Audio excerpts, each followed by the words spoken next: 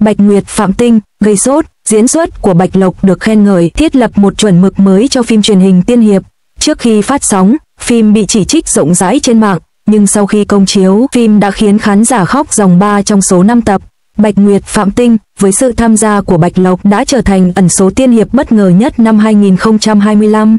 Điều gì đằng sau sự hồi sinh của bộ phim này? Câu trả lời nằm ở 3 chiến lược hiệu quả, diễn xuất kiên định của Bạch Lộc thổi hồn vào hành trình giết thần của một phàm nhân, cốt truyện từ bỏ vòng luân hồi và tình yêu bi kịch làm mới thể loại tiên hiệp với phong cách ngục tối, và phim đã phá vỡ trang phục và đạo cụ tiên hiệp, tang lễ, truyền thống, tái hiện vẻ đẹp phương Đông với màu sắc bão hòa và hiệu ứng điện ảnh đặc biệt.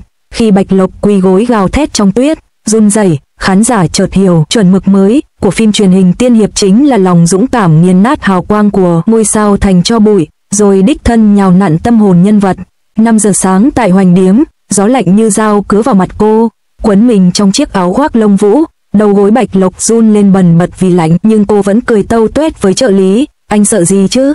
Run rẩy là hoàn hảo để quay phim, dưới cái lạnh trừ 10 độ C, trừ 10 độ F, trên phim trường. Cô quỳ gối một lớp quay một cảnh quan trọng trong Bạch Nguyệt Phạm Tinh, không chịu dừng lại ngay cả khi vết thương cũ tái phát. Mắt cô đỏ hoe, đầu ngón tay run rẩy, khiến nhiều người bình luận diễn xuất thế này tốn kém lắm sao? Sự mãnh liệt, tàn nhẫn này chính là vũ khí hủy hoại hình tượng ngọt ngào của cô. Để hóa thân vào nỗi tuyệt vọng của Bạch Sóc phàm trần, cô đã khóc đến mức mất tiếng 3 ngày. Để hóa thân vào nhân vật, cô thậm chí còn yêu cầu một bộ trang phục đơn giản hơn. Khi khán giả chứng kiến cha của Bạch Thước tự tử, cô không hề bật khóc, mà thay vào đó một nỗi buồn man mác dâng trào. Các nhà bình luận đồng loạt bật khóc, nói rằng ngay cả mái tóc của cô ấy cũng đang diễn. Thành công của Bạch Nguyệt Phạm Tinh bắt nguồn từ nỗ lực táo bạo trong việc phá vỡ những khuôn mẫu của phim tiên hiệp. 5 phút đầu tiên hé lộ câu chuyện thực sự, động lực tu luyện trường sinh của nữ chính, âm mưu của yêu tộc và sự suy tàn của tiên tông được khắc họa một cách liền mạch. Không có 10 kiếp luân hồi, không có người phụ nữ đẹp nhất tam giới, chỉ có Bạch Thước phàm trần dấn thân vào con đường chông gai để trả nợ. Khi lũ thây ma vây hãm và cha anh dũng cảm chấp nhận cái chết, khán giả hoàn toàn bất ngờ trước lưỡi dao tình cảm gia đình đâm xuyên tim họ. Trong tập 4, tôi đã khóc đến mức kính áp tròng của tôi bị lệch. Thiết kế, ngũ tâm biến, càng phá vỡ truyền thống chiến đấu với vua thây ma ở thành Ninh An và giải quyết những bí ẩn ở thành xa lạ. Mỗi phân cảnh như một trò chơi nhập vai giết chóc theo kịch bản, cho phép khán giả theo chân nhân vật chính thu thập tình yêu, thù hận, sát hại, lòng tham và lòng tốt. Nhân vật phản diện vẫn giữ được trí tuệ, và tiên quỷ không phải là khuôn mẫu. Ngay cả tiểu yêu A Kỳ cũng sở hữu một cá tính riêng biệt. Câu chuyện phi thường này khiến cư dân mạng đa bần phải thốt lên, phim truyền hình tiên hiệp cuối cùng cũng có não rồi. Đội ngũ sản xuất đã vận dụng thẩm mỹ dopamine để đối phó với thể loại tiên hiệp thường bị tình dục hóa một chút. Hàng chục diện mạo của Bạch Lộc, từ chiếc váy hồng quyến rũ đến bộ giáp bạc của một chiến thần, đều thấm đẫm các quy tắc văn hóa, với tay áo bay đôn hoàng và họa tiết ma quỷ từ Sơn Hải Kinh chạy dọc tay áo. Vẻ ngoài ma thần tóc trắng, mắt tím của Phạm Nguyệt ngay lập tức gây bão trên kết quả tìm kiếm. Đây là Sơn Hải Kinh, được in 3D, hiệu ứng đặc biệt đạt đến một tầm cao mới. Sức mạnh thần thánh của trăng tím tuôn trào như một thiên hà, và hiệu ứng hạt của một hố đen ẩn núp nuốt chửng mọi thứ đã được ghi lại và sử dụng làm hình nên hàng triệu lần. Nhà sản xuất điều hành Jeon Ho-jin tuyên bố, chúng tôi muốn sử dụng màu sắc bão hòa để thổi bay vẻ đẹp xám xịt và trắng xóa của tiên hiệp. Khi Bạch Lộc khoác trên mình bộ giáp, đứng giữa cầu vồng mây lành, khán giả chợt nhận ra sự bất tử của tiên hiệp không nằm ở sự khắc khổ mà nằm ở sức sống mãnh liệt. Kỹ năng diễn xuất không khoan nhượng của Bạch Lộc kết hợp với cốt truyện nổi loạn của bộ phim tạo nên một sự ăn ý đầy ấn tượng. Màn trình diễn đỉnh cao của cô trong vai thần Bạch Sóc không phải là một động tác hào nhoáng mà là một tiếng gầm thét run rẩy, trời tàn nhẫn ư, ta sẽ giết chết các vị thần. Các bình luận ngay lập tức bùng nổ. Cảnh một phàm nhân giết thần này được một nhà phê bình phim của Đại học Bắc Kinh diễn giải như một việc tuyên chiến chống lại tuyết huyết thống. Trước đây, phim truyền hình tiên hiệp tập trung vào số mệnh, nhưng ở đây lại nói về việc phá vỡ nó. Sự cứu rỗi lẫn nhau của Bạch Thước và Phạm Nguyệt được ca ngợi là cặp đôi tiên hiệp hoàn hảo. Nàng xé nát trái tim và chiếm lấy lý trí cho chàng, chàng hạ gục ma lực vì nàng. Họ chiến đấu bên nhau, chứ không phải vì tình yêu. Khi họ đan tay vào nhau trước vô niệm thạch, những bình luận tràn ngập màn hình với những bình luận như đây là tình yêu của người lớn. Ngày nay, một bộ phim thực sự thu hút người xem phải có điều gì đó thực tế.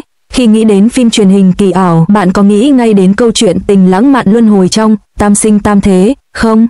Thành thật mà nói, Việc lạm dụng những khuôn mẫu sáo rỗng có thể dẫn đến sự nhàm chán về mặt thẩm mỹ, nhưng một số bộ phim đã phá vỡ những khuôn mẫu thông thường và tìm ra những cách mới để đạt được điều đó. Hãy lấy Vô Ưu Độ làm ví dụ, thoạt nhìn, nam nữ chính dường như hoàn toàn không liên quan, nhưng cuối cùng họ lại trở thành một cặp đôi hoàn hảo. Nhậm Gia Luân vào vai một anh hùng bi kịch, bề ngoài có vẻ bình tĩnh và điềm đạm, nhưng sâu thẳm bên trong lại ẩn chứa một con dao găm, khiến người xem thực sự đau lòng. Nữ chính cũng rất năng động và đáng yêu, và những tương tác của họ khơi dậy tình yêu mãnh liệt đến nỗi bạn hoàn toàn quên mất anh ấy đã kết hôn. Thật tuyệt vời phải không? Và còn có Bạch Nguyệt Phạm Tinh, với cốt truyện thực sự phá vỡ những khuôn mẫu sáo rỗng. Không có nữ chính ngây thơ, không có nam chính hống hách, và hiệu ứng đặc biệt vô cùng đẹp mắt. Tuy cốt truyện không giống với tiểu thuyết gốc, nhưng vẫn vô cùng hấp dẫn.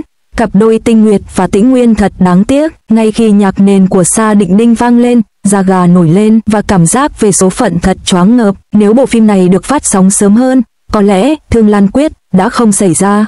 Tiên Thai Hữu Xu còn bất ngờ hơn nữa. Ban đầu tôi cứ nghĩ đây lại là một chương trình dở tệ, nhưng càng xem tôi càng bị cuốn hút. Vẫn là những mô típ luân hồi song sinh và vòng xoáy tình yêu tàn bạo, nhưng được thổi hồn bằng những tình tiết mới mẻ. Sự kết hợp giữa hai nhân vật mạnh mẽ này và mối quan hệ đối kháng quả là quá tuyệt vời để bỏ qua. Trang phục cổ trang của Đặng Vệ trông thật lộng lẫy, và những cảnh chiến đấu của anh ấy thật sắc nét và hiệu quả. Cô giáo của Hạng Hàn Chi tự tin và phóng khoáng, không hề xến xúa. Bối cảnh đa dạng thực sự là một món quà cho những khán giả kỳ cựu. Tuy cốt truyện chính hơi nhạt nhòa và các nhân vật NPC phụ quá mạnh, nhưng những khuyết điểm lại lấn át ưu điểm, khiến bộ phim trở thành một tác phẩm tâm huyết hiếm hoi trong những năm gần đây. Lâm Giang Tiên cũng là một viên ngọc quý. Ban đầu, tôi nghĩ phim chỉ ở mức trung bình, nhưng càng xem càng thấy thích. Nam chính khá điển trai, diễn xuất cũng rất xuất sắc, thiết kế mỹ thuật cũng rất tinh tế. Đặc biệt là cảnh đám cưới ma tạo nên một bầu không khí thực sự lôi cuốn. Bối cảnh 3 lần kết hôn và 3 lần ly hôn đã phá vỡ những khuôn mẫu truyền thống 3 kiếp 3 thế giới của tiên hiệp. Trang điểm của Bạch Lộc cũng rất bắt mắt, đạt đến một đẳng cấp mới về nhan sắc. Những tình tiết bất ngờ, bất tận của cốt truyện khiến bộ phim trở nên vô cùng hấp dẫn. Cuối cùng, hãy nói về Một Đời Thiên Đào Hoa. Bộ phim này có cốt truyện, logic, ngoại hình và diễn xuất tuyệt vời, nhưng hơi chậm khởi động và bạn cần phải xem hết 20 tập mới có thể nắm bắt trọn vẹn.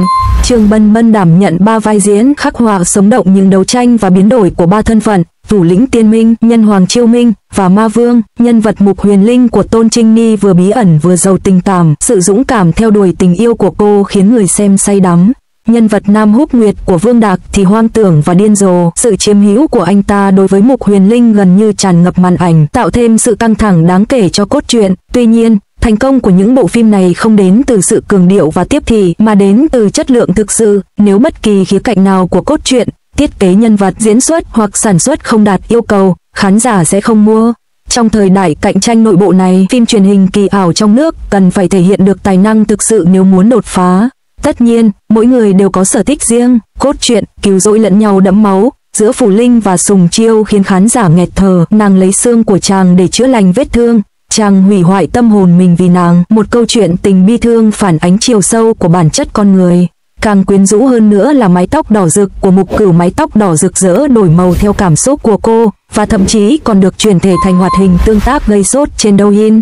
Những nhân vật phụ phi nhạc cụ này đã giúp Bạch Nguyệt Phồn Tinh thoát khỏi khuôn mẫu nữ chính bá đạo khi Bạch Sóc dưới hình hài phàm trần hạ gục Ân Tôn ở cuối phim. Một câu cửa miệng vang lên trong phần bình luận: nàng trở thành thần không phải nhờ phép thuật mà nhờ lòng dũng cảm trà đạp lên quy luật tự nhiên. Từ những tranh cãi ban đầu về ngoại hình của nam chính khiến khán giả ngán ngẩm cho đến lời khen ngợi sau này về hiệu ứng đặc biệt và diễn xuất tuyệt vời, khán giả với số phiếu bầu 9.600 điểm đã chứng minh rằng điều mà phim truyền hình tiên hiệp cần không phải là những gương mặt xinh đẹp hay hiệu ứng đặc biệt hào nhoáng, mà là những câu chuyện cho phép ngay cả người phàm cũng có thể chạm đến ánh sáng. Khi Bạch Lộc nhấp một ngụm cà phê đen trên phim trường để chống lại cơn buồn ngủ, những lời bình luận vang lên như lời của những người làm việc chuyên nghiệp. Bạch Tước tu luyện trường sinh bất lão, còn tôi làm việc, cả hai đều đang thách thức số phận. Có lẽ Bạch Nguyệt Phạm Tinh sẽ trở thành một chuẩn mực mới chính xác vì nó nắm bắt được tâm trạng của thời đại chúng ta. Trong thời đại văn hóa thoải mái đang lan rộng, người dân bình thường vô cùng cần một chiến thắng về mặt tinh thần như Người Phàm Giết Thần.